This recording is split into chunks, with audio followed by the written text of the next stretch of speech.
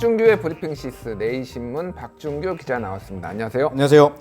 오늘은 민주당과 한국당의 표계산이라는 제목으로 첫 타이틀을 가져오셨는데 네. 이게 벌써 표계산이 될 수가 있나요? 표계산은 쉽지 않은데 예. 지금 상황이 만만치 않다는 점을 좀 이야기하고 싶은 건데요. 양 정당 모두 만만치 않다라는 거란 박빙이라는 의미인가요? 그렇죠. 그러니까 충분히 박빙으로 갈 수 있다 이렇게 볼 수 있을 텐데 많은 사람들이 지금 한국당이 하는 모습들을 보고 예. 이건 민주당이 이번에 쉽게 이길 수 있지 않겠느냐 이런 얘기들을 오래전부터 해왔거든요. 예. 뭐 그전에 이해찬 대표는 뭐 20년 정당, 뭐 30년 정당 이런 예. 얘기도 하고요. 과반 이야기도 하고요. 그러면서 이기는 것을 당연하게 여기는 그러한 발언들이 쭉 이어왔었는데 예. 지금 와서 생각을 이제 본격적으로 한번 붙어보려고 하니까 쉽지 않은 거죠. 그렇군요. 일단은 지난 선거에 제 기억으로는 한석 차이로 국회의장이 민주당에 넘어왔던 걸로 그렇죠. 기억이 나요. 예, 일당을 그때 당시에 했죠. 그래서 사실은 민주당이 완전히 이긴 건 아니에요. 한석 차이니까 이건 거의 비슷한 거고 어떻게 보면 비례대표 의석은 오히려 적게 나왔기 때문에 예. 한국당에 비해서 민주당이요. 예. 그렇기 때문에 이것을 완전히 이겼다 이렇게 얘기할 수는 없지만 그리고 정당 투표율인가 득표율로 득표율. 순서로 하면은 3등이었어요. 그렇죠. 국민의당보다도 더 적었죠. 국민의당보다 약간 미세하지만 약간 더 낮았기 때문에 당시에 3등이었습니다. 어쨌든. 예, 그런 측면에서 보면은 물론 그때 당시에는 박근혜 정부로 여당의 프리미엄이 있었는데도 불구하고 한국당이 122석밖에 못 얻었기 때문에 예. 그리고 당시에 박근혜 대통령의 지지율이 40%대였습니다. 그런 측면에서 당연히 160, 170석 가능하다 이런 얘기를 하다가 예. 122석으로 떨어지니까 이건 폭망했다 이렇게 평가를 했을 뿐인데 예. 지금 와서 생각하면은 이 수치만 봐서는 거의 비등비등했던 거죠. 그렇군요. 그것을 가지고 이제 표계산을 다시 이제 4년 후인 바로 현재 2020년을 계산해 보면 예. 사실 만만치 않은 이번 승부가 될 가능성이 있다 이렇게 볼 수 있는. 그렇군요. 한번 그러면은 뭐 시뮬레이션을 뭐 한번 해보죠. 어떻게 될지 너무 변수가 많기 때문에 이거를 뭐 우리 시청자 여러분이 전적으로 믿으시면 안 되지만은 여기 뭐 정치부 20년 한 기자가 있기 때문에 어떤 식으로 구도가 있는지를 대략적으로 설명해 주실 수 있을 것 같아요. 일단은 현재는 민주당이 129석 그리고 자유한국당이 123석입니다. 현재는 아니죠. 현재는 119석이고요. 민주당이. 저기 한국당이요. 예. 민주당은 129석. 예. 그래서 그러니까 죄송합니다. 그러니까 129석이고 제가 잘못 봤네요. 지난 총선에서 123석이었죠. 그렇죠. 예. 그렇게 보면 지금 123석 지난번에. 근데 거기에서 그 비례가 13석. 123석에서 13석이니까 110석이 지역구 의원이었어요. 110석이 지난 총선 기준으로 110석이 지역구였고 116석인가요? 113석 아니야 13석이 죄송합니다. 그렇죠. 계속 실수했네. 비례대표. 비례가 13석 정도가 나온 거죠. 그렇죠. 근데 지난 총선에서는 호남이 다 빠졌어요. 그렇죠. 그걸 국민의당이 거의 다 먹었죠. 그렇죠. 그러니까 이제 이게 가장 큰 변수예요. 이 국민의당이 가져갔던 그 호남을 현재의 여론조사로 하면은 대부분이 민주당으로 가게 돼 있습니다. 거의 한 20석 가까이가. 그렇다면 이 20석이 그냥 플러스 되는 것이냐. 이제 거기에 변수가 바로 호남, 영남에서 어느 정도나 지킬 것이냐. 그 10석 정도 되거든요. 그리고 또 하나는 비례대표에서 줄어들 수밖에 없다는 거죠. 그렇군요. 이것이 어느 정도 상쇄를 할 거냐. 이런 부분이고 그렇다면 남은 지역이 있거든요. 그러니까 수도권과 소위 얘기해서 충청권, 강원권. 그런데 이 지역에서 상당히 선전을 했어요, 당시에. 지난 총선 때. 지난 총선 때. 그렇다면 거기서 더 확보하기가 쉽지 않다. 플러스 알파하기가. 그렇다면 영남 쪽에서 뭐 이를테면 PK, 부산 경남에서 좀 많이 확보할 가능성 이런 건 없나요? 지금 상당히 여론이 좋지 않다 이렇게 보고 있거든요. 여론이 좋지 않군요. 그쪽이. 그래서 지금은 플러스 알파보다는 마이너스를 최소화하는 게 지금 전략이에요. 그럼 한 현재 가지고 있는 의석, 그러니까 지역구, 이제 자기 민주당이 보유하고 있는 지역구를 웬만하면 지키는 방향으로 지금 가고 있군요. 그렇죠. 그것만 지켜도 성공이죠. 현재로서는. 그렇다면 호남에서 얻을 수 있는 것과 이 비례대표 줄어드는 거 그리고 영남에서 줄어드는 거 예. 이것이 거의 비슷할 가능성이 있다는 거죠. 그렇군요. 그러면은 130석이 좀 맥시멈에 가까울 가능성이 있네요. 그러니까 140석 넘기가 쉽지는 않은 상황이고요. 140석은 좀 많이 높은 수치고 그렇죠. 현실적으로는 130석 정도가 얘기가 나오는 거군요. 예, 그렇죠. 그런 계산이 충분히 가능한 거고요. 그러면은 이제 그 자유한국당 쪽은 어떻게 아직 이제 이거 보수 빅텐트가 어떻게 될지 모르지만 일단 통합이 된다라는 가정을 했을 때 통합이 시너지가 어느 정도 나냐가 이제 상당히 중요할 텐데요. 그 현재로서는 보수 통합이 된다 하더라도 예. 직전에 새누리당 이상이 될 가능성은 별로 없어 보여요. 예. 새로운 보수당이 온다 하더라도 예. 그러면 지난 2020년에 110석 정도의 그 한국당이 가져갔던 예.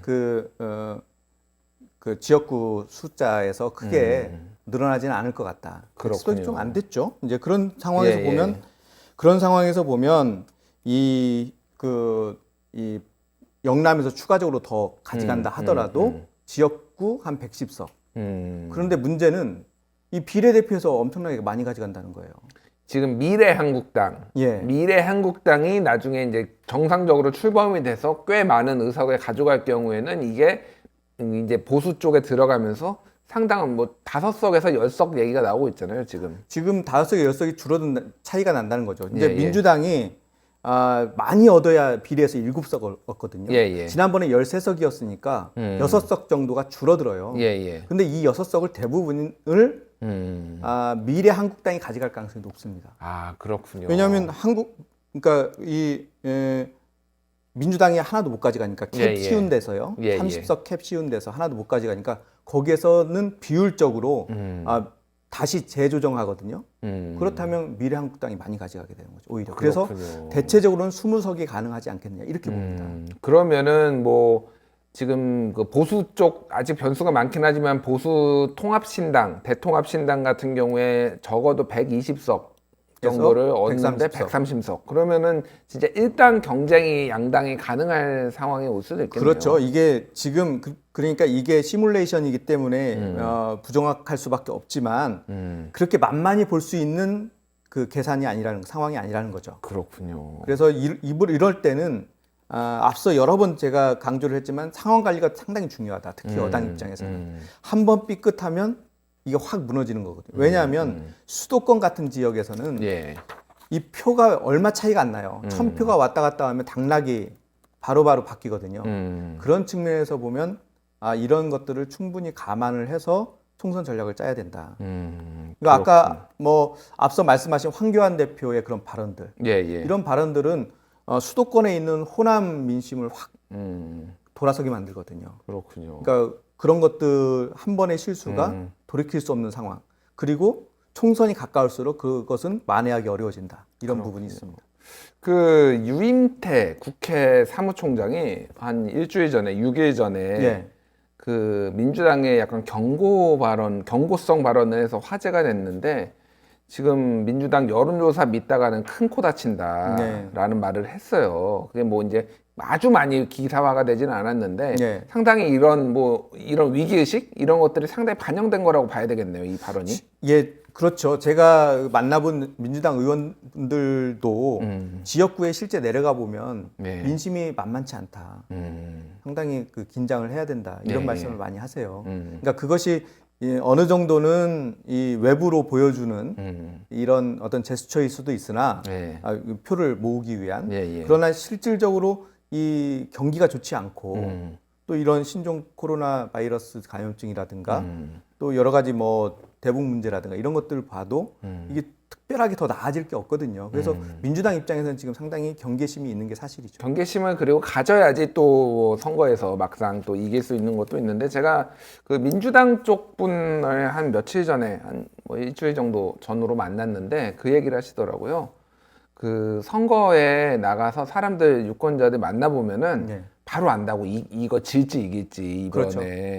그래서 뭐 2016년에는 막 뭐 새누리당에서 180석 얘기 나와도 너무 자신감이 충만했죠. 민주당 쪽에서는. 아니 나가면은 막 환영한다 막 격려의 메시지가 쏟아졌는데 지금은 굉장히 좀 냉랭하다라는 거예요. 그렇죠. 생각보다 네. 상당히 냉랭하다라는 얘기들을 민주당 쪽에서 얘기를 하시더라고요. 그러니까 이럴 때는 이제 박빙 승부가 많아질 수밖에 없거든요. 어차피 네. 호남과 영남은 거의 정해진다고 봐야 돼요.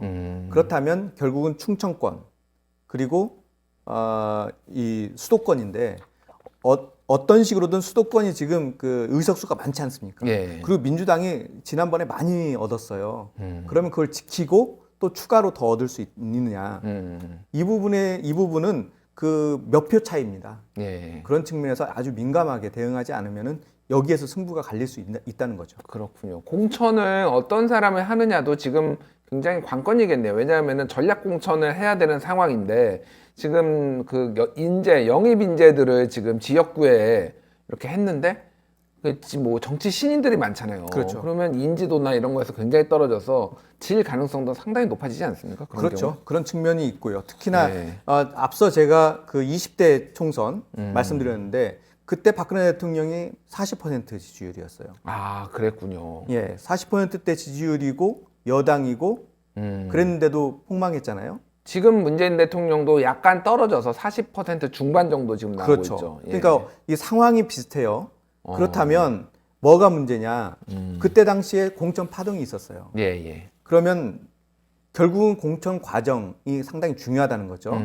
그때를 상상을 해보면 그러면은 지금 현재 공천을 하는 그 절차 예. 또 관리 이 항상 불만 있는 사람들이 있거든요. 예. 이분들을 어떤 식으로 할 거냐 이것들이 그렇군요. 상당히 중요하죠. 일단 정봉주 의원이 오늘 기자회견을 해서 이거는 저는 이 기자회견 내용이 좀 당의 결정에 공관위의 결정에 승복하는 걸로 봤는데 그게 아니라 자세히 들여다보니까 왜 나를 이렇게 부적격 판정을 내렸는지 당이 나한테 얘기를 제대로 설명 안 해주면은 나는 추가 행동을 하겠다 이런 네. 식으로 얘기를 거의 했더라고요. 선전포고 비슷했죠. 거의 선전포고로 했더라고요. 사실 당연히. 지금 예. 규정이 많이 바뀌어서 정론관의 기자회견장은 아무나 못 들어갑니다. 예. 허가를 안 내줘요. 예, 예. 반드시 대변인실이나 공보실이죠. 당의 공보실 예. 또는 국회의원이 같이 동행을 해서 가야 돼요. 그래야 허가가 됩니다. 지금은 정봉주 전 의원이잖아요. 그러니까 정봉주 전 의원을 음. 그 공보실에서 같이 그걸 해준 거죠. 아, 신청해 준 해준 거예요. 거예요? 그러니까 공보실도 정봉주 전 의원이 이런 말 할 줄을 몰랐던 거죠. 아, 그렇군요. 그래서 거기도 지금 상당히 멘붕 상태예요. 아, 민주당 내에서도 지금 이렇게 공격적으로 예. 강하게 나올 줄 몰랐다라고 지금 그러니까 정봉주 본인은 의원이, 예. 그에 대해서 충분히 승복하고 본인의 입장을 얘기하고 뭐 이게 사실 깔끔하게 끝내면 이게 그 당 입장에서도 그게 좋지 않습니까? 뭐 예, 안 예. 하는 게 제일 좋지만 그렇기 때문에 이제 본인이 원하니까 예. 해줬을 텐데 뭐 엉뚱한 얘기를 한 거죠. 처음에는 그래서 이렇게 승복 뭐 하는 것처럼 얘기하다가 뒤에 그 내용이 딱 나오더라고요. 예. 이렇게 설명을 제대로 하지 않으면은 다른 행동을 하겠다. 이런 것들이 이제 좀 잠재적 불안이 그러니까요. 될 수가 있네요. 사실 이분 같은 경우에는 그 민주당에서 계속 끌었던 이유가 사실 죄가 확정이 되지 않았어요. 그렇죠. 정봉주 1심에서는 무죄를 받았습니다. 그렇죠. 이제 예. 그 부분이 죄에 대한 무죄는 아니에요. 그렇죠. 예. 예, 여러 가지 뭐 설명하려면 좀 길기 때문에 제가 예, 예. 자세하게 설명 안 드리겠지만 무죄가 그 혐의가 없었다는 얘기가 아니거든요. 그러니까 정확하게 뭐 간단히 말씀드리면은 그런 사건이 있었는지 법원이 지금 현재 증거로서는 확인할 수가 없다라는 거지. 이게 이제 뭐 근데 이제 사람들이 일반적으로 인식하기에는 무죄가 나면은 죄가 없다라고 이제 인식을 하는 거니까 그거에 대한 해석에 좀 견해가 차이가 좀 있기는 해요. 예. 그래서 민주당 입장에서도 이게 논란의 여지가 있으니 본인이 거취를 판단하시라 그래서 시간을 좀 계속 준 거죠. 예, 예. 그 앞서 그 김의겸 대변인처럼 그런 방식으로 해서 본인이 이제 드랍을 해줬으면 좋겠다 이런 심정을 했고 그 다음에 이해찬 대표도 직접 만나서 네. 여하튼 뭐 상황이 이러니까 뭐 이걸 충분히 감안해서 판단을 해달라 이렇게 이야기를 한 거고요. 그런 측면에서 보면 이런 분들이 사실 나가서 계속 이야기를 하게 되면 당에서도 되게 곤란할 수밖에 없어요. 그렇군요. 이게 무죄 추정의 원칙에 따라서 이 혐의가 전혀 확인이 안 됐는데 그만두라고 했기 때문에 예. 이 부분은 좀 논란의 여지가 있긴 한 거죠. 여러모로 좀 곤혹스러운 상황이 된 것 같고요. 자유한국당도 지금 뭐 공천 이제 파동이라고 하기까지는 아직 좀 이릅니다만은 험지 나가라. 했는데 홍준표 전 대표나 뭐 김태호 전 지사 네. 못 나가겠다.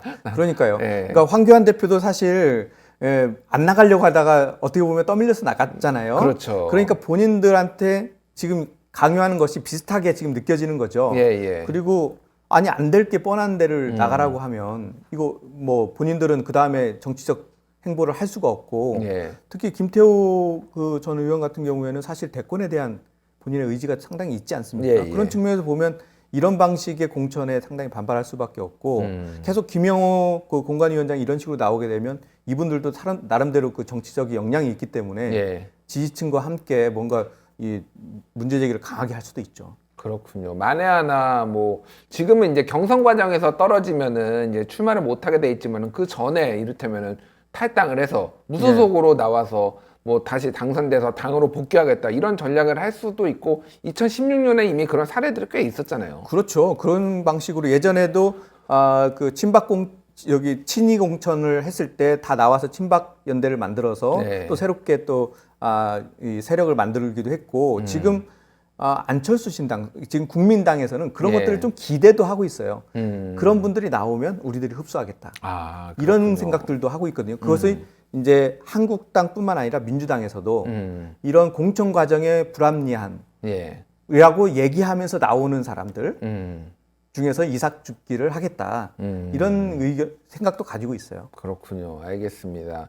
태영호 전 공사가 자유한국당에 입당을 했습니다. 그래서 그렇죠. 수도권 쪽에 지금 나올 것으로 예상이 되고 있는데 예. 남북 관계를 고려했을 때는 상당히 민감한 문제예요. 이게 상당히 민감하죠. 이게 이제 어떻게 보면 이념적인 아주 그 민감한 이 대립각 그 면을 직접적으로 타격할 수 있는 예. 그러한 그 내용이거든요. 그런 분이거든요. 예. 이제 그분이 그 지난 4년여 동안 이제 국내에서 여러 가지 활동했던 것, 또 최근에 이제 문재인 정부의 대북 정책 이런 것과 관련해서 예. 아마 전면에 나서서 뭔가를 할 텐데 그분이 나오게 출마하게 되면 지역구 중에서 뭐 상당히 상징적인 곳에 가지 않을까 이렇게 판단이 됩니다. 그렇군요. 뭐 지금 남북 관계나 북미 관계가 썩 좋은 상황은 아니고 지금 미국 쪽 얘기를 들어보면은 트럼프 대통령은 지금 재선 전까지는 뭐 거의 북한 얘기는 언급을 안 할 것처럼 지금 보이는 예. 상황이라서 북한이 어떻게 지금 변수로 지금 작용할지도 좀 지켜봐야 될 것 같네요. 보니까. 그렇죠. 지금 예. 우리나라의 입장에서는 계속해서 북한의 그 대북 여행과 관련된 얘기를 계속 하고 있고 제안을 하고 있고 예. 지금 물밑에서는 상당히 강하게 진행을 하고 있는 걸로 알고 있어요. 예. 그런데 이런 문제들이 생기고 뭐 사실 어떻게 보면은 전략지에 넣어서 당선이 된다면 태영호 전 공사가 이게 상당히 논란이 될 수 있는 여지가 있는 거죠. 그렇군요. 알겠습니다. 또 다른 얘기를 좀 해볼게요. 미래민주당이 나왔네. 미래한국당에 이어서 미래민주당. 그렇죠. 이거는 민주당에서 만든 건가요? 아닙니다. 민주당하고는 전혀 상관이 없고요. 예. 사실 민주당 이야기를 계속해서 들어보면 민주당에서는 비례정당을 만들 생각이 전혀 없다는 얘기를 제가 그 고위 관계자한테 들었어요. 예, 왜냐하면 그러니까 그러니까 민주당에서 만든다 하면은 비례정당을 더 만들 수는 비례의원은 더 많이 확보할 수는 있다. 예. 그런데 이것이 과연 우리가 원하는 방향이냐는 게 첫 번째고요. 두 번째는 어차피 과반을 얻지 않으면 의미가 없다. 예. 그런 측면에서 무리수를 둘 필요가 있느냐. 어차피 그러니까 이후에 이제 연정 비슷하게 연대를 해야 되는데 결국은 그렇게 해야 되죠. 정의당이나 이런 정당들하고 완전 척지는 상황이 올 수도 있는 거잖아요. 그리고 우리 예. 그 많은 사람들이 좀 다르게 이게 좀 그 편법으로 볼 가능성이 있죠. 예. 상대방 쪽에서도 공격할 수도 있고 지지층으로부터도 또 그 비판을 받을 수 있는 예. 그런 사안이기 때문에 일단은 그걸 안 한다는 게 거의 대원칙이라고 제가 확인을 또 했고요. 그런 측면에서 보면 이번 민주당 예. 이것은 일종의 그런 빈틈에 누군가가 치고 들어온 그렇죠, 건가요? 그렇죠.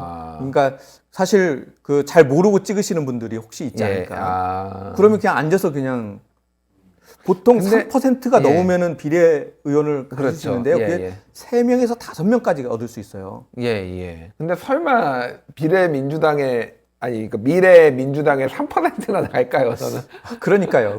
그런 것들을 이제 해서 이제 많이 내놓는데 사실 지금 정당이요. 예. 등록된 것만 39개고요. 그렇군요. 창준이가 제법 많죠, 지금. 29개. 29개.